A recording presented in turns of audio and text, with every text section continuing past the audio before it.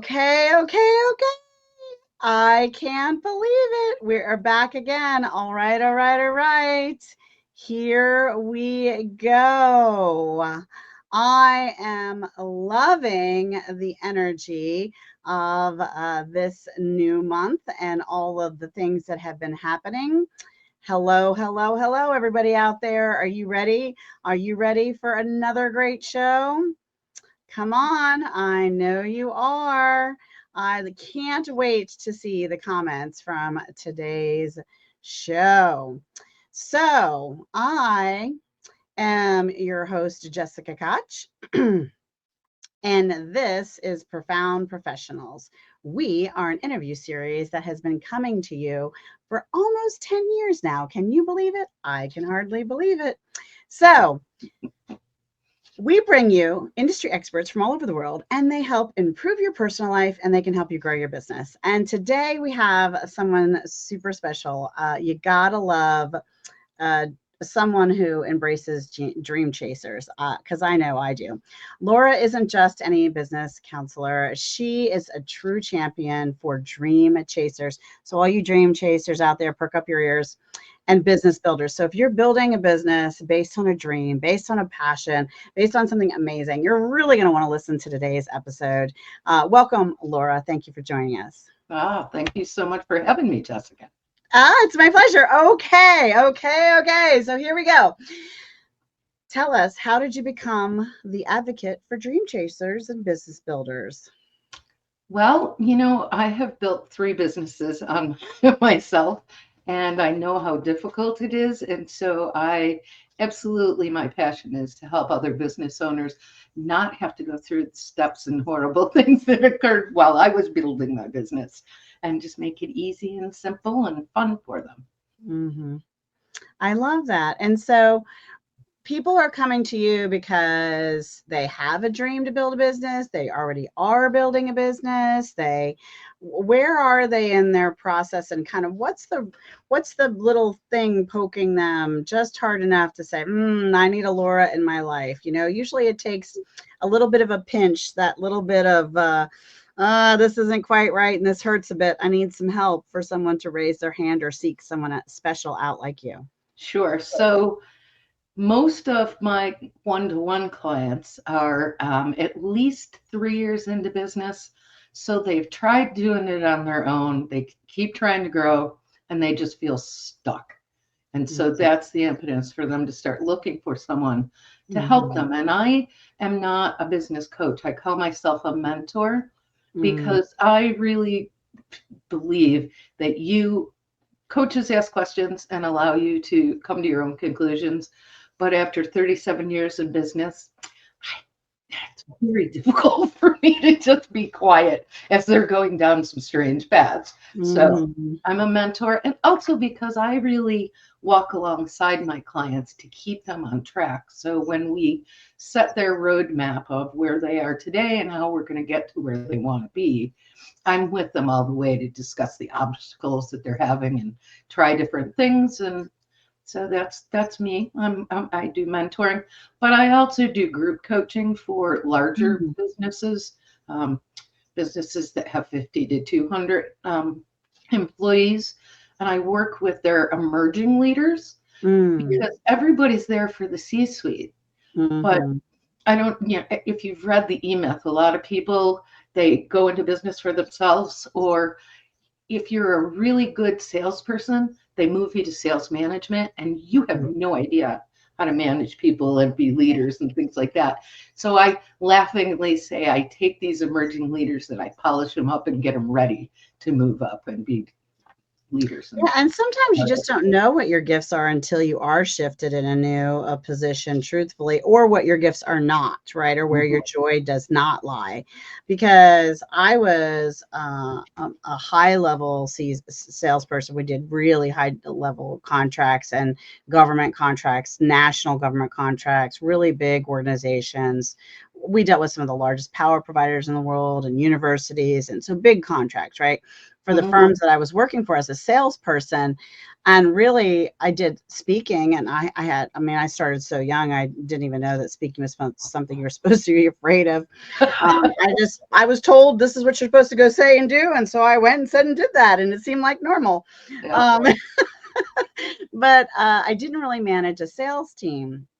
And then I moved into some other positions later on in my career where I was managing and training sales teams. And I was like, wow, I'm really good at this and I like it. I didn't have any idea, And now I own my own firm and I manage a virtual assistant team. We have an agency and we have a large number of VAs and I just really enjoy it. And for some reason, I have a natural instinct for how to, well, I'm also a mom of a lot of children and stuff. So to nurture them and to cheer them on and to inspire them to do well, even when no one's looking, and, to bring them into the mission of and vision of our company and our clients' missions. And, so really make them feel like they're a part of something, and bonuses. And we're rolling out new, I've been working on it for a very long time, new like profit sharing overall, and all those things that make people feel invested in ownership, even if they aren't the entrepreneur or owner of the business, right? Sure.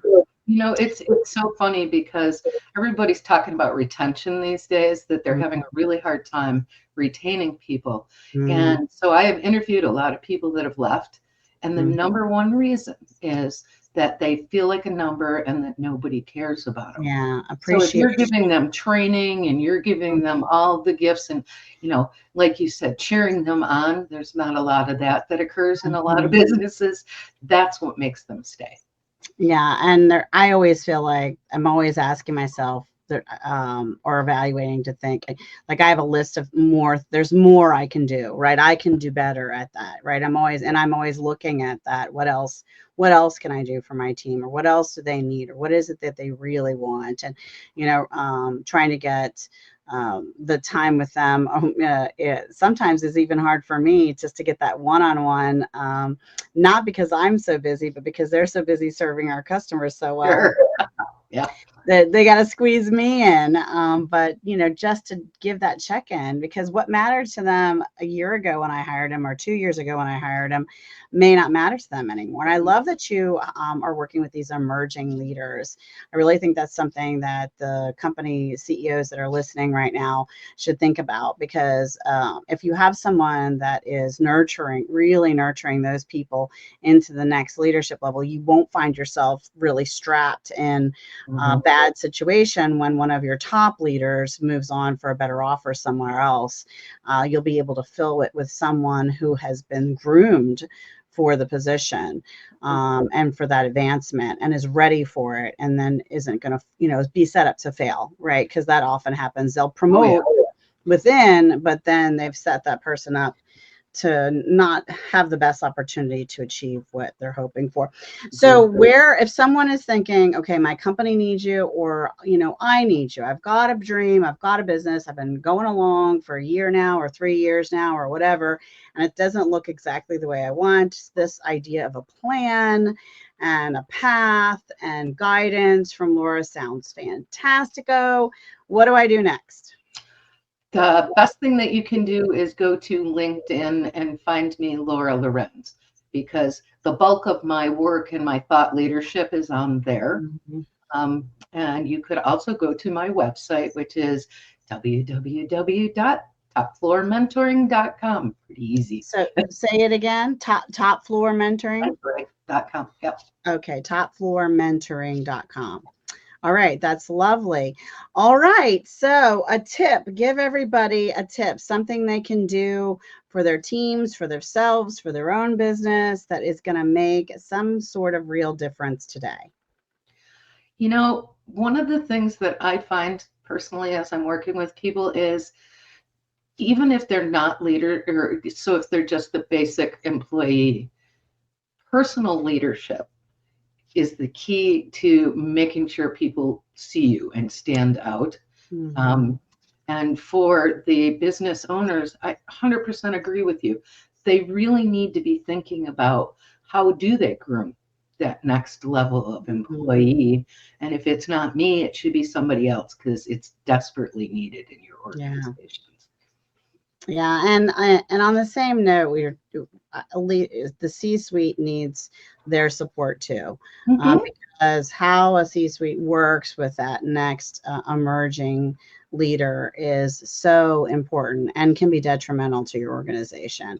Yeah, So having absolutely. the right mindset, using the right words, and having the right plan. I'll never stop loving the 1 minute manager, really empowering people to take on their, really have their own plan put before them and be able to work it clear and simplistically and successfully. It's all about, I mean, we keep repeating this, but setting people up so that they can truly succeed.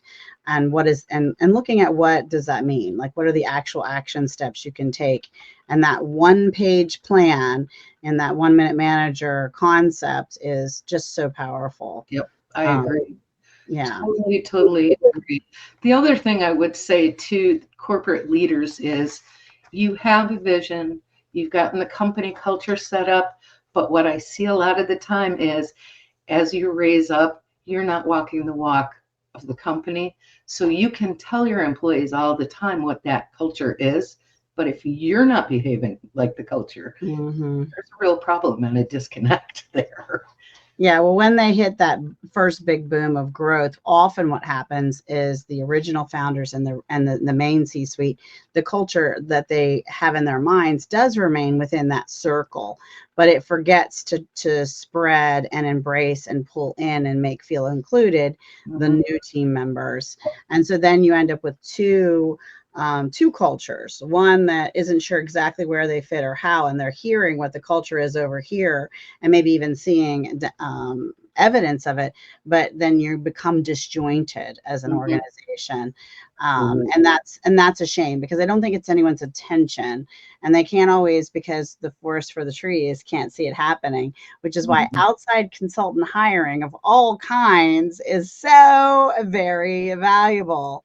And there's a trick to that too, because whoever you hire outside, and this is great advice for you mid to size larger companies, is make sure that you help the main person that that consultant's going to support at the high level, feels like this is to help you with your position, not because I don't feel like you're doing your position well, right? This is a resource for you because you're already overloaded and already overtaxed.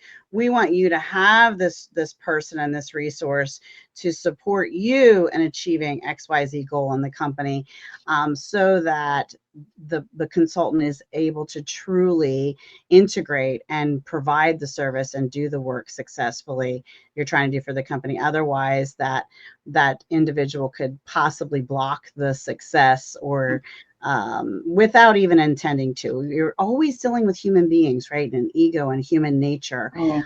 And you have to do it gently and lovingly. And often, one of the keys to great sales, let's use our Jedi powers for good, is helping people come to a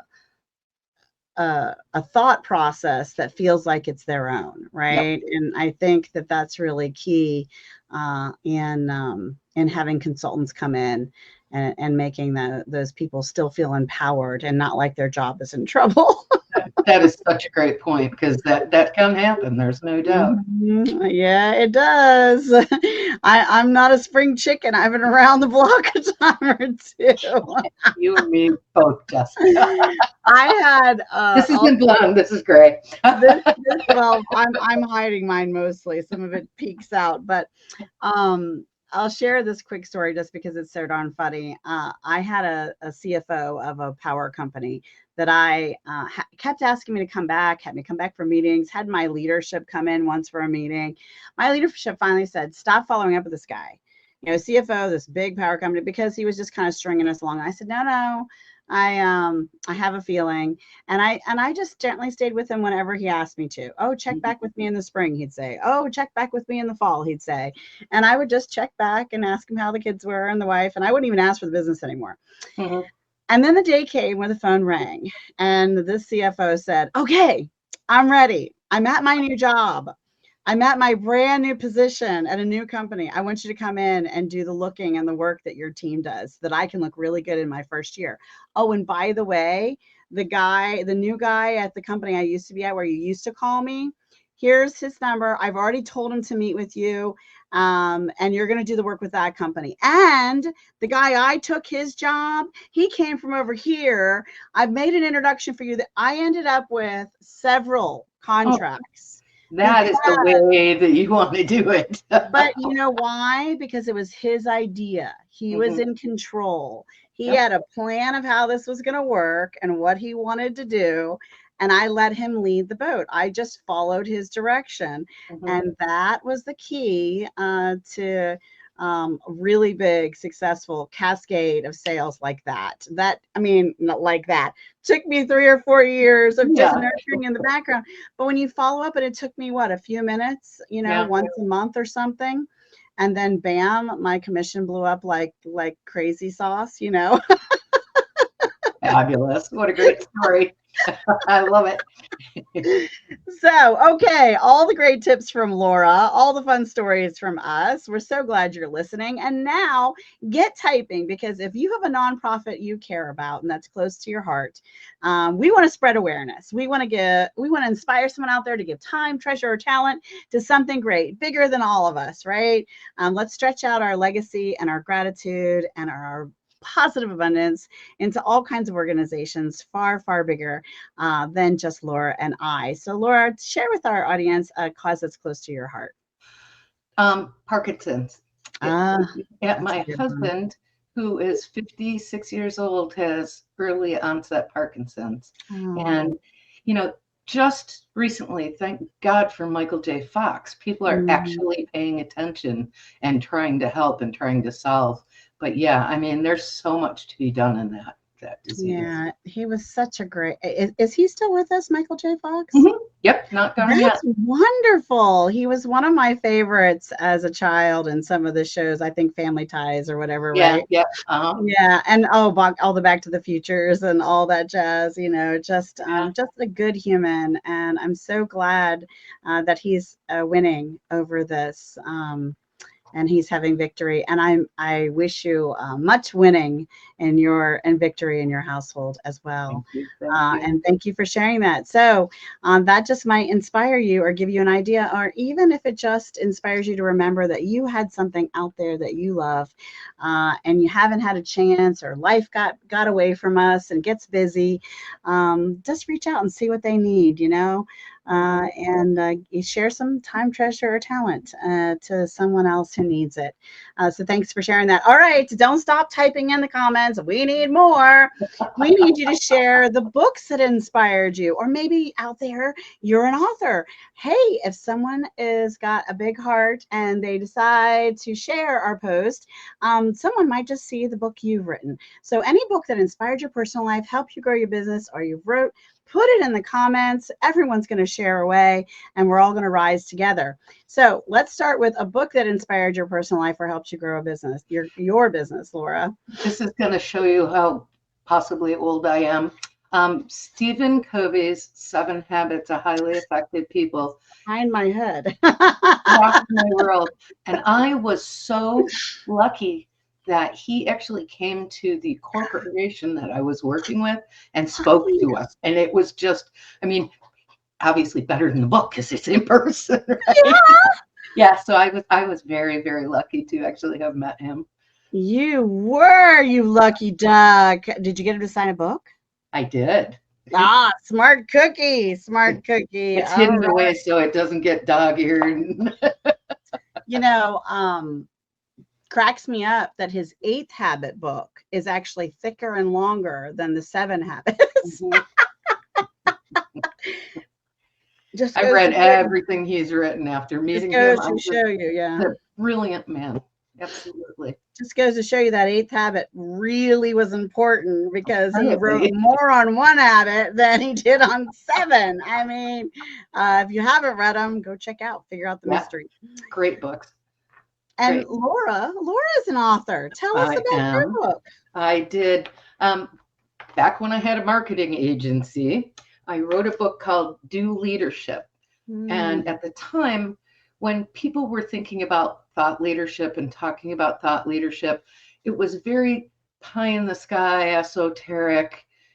I wrote a book that gives you step by step exactly how to become a thought leadership, your thought leader in your marketplace.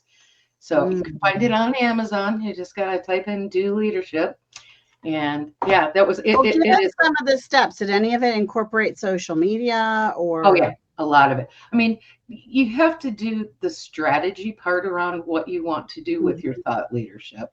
So find your voice and who you are. Once you do that, then you go towards the tactics, and it's Mhm. LinkedIn and Facebook. I don't believe we had TikTok in there because it was pre-TikTok. Yeah, Um, pre-TikTok. yeah, but it's also newsletters and emails and all of the things. Once you've figured out the pillars of things that you want to talk about your industry, and Mhm. everybody's like, "Well, I'm not a thought leader." I'm like, yeah, you are. You know more than your clients do, or you wouldn't be in business, That's right? right. Well, do you feel like, based on when it was written, because I know, for example, I've been told by others, and I'm actually just exploring this book myself, that Pinterest for Dummies, which was written a long time ago, the principles, the majority of the book, I don't know, 85, 90%, whatever, I'm making up percentages here, Mhm. is still very relevant today on the Oh, strategy of how they have you post and the guidance they're giving. Do you feel like I know you've written the book a while ago, so do you feel like the components of your book still hold really strong as far as yes, success on these yes. platforms The today? basic, here's how you do this may not be, Exactly the same, date, yeah. but the basics of how to do that are totally there, and they Yeah. have been for a while.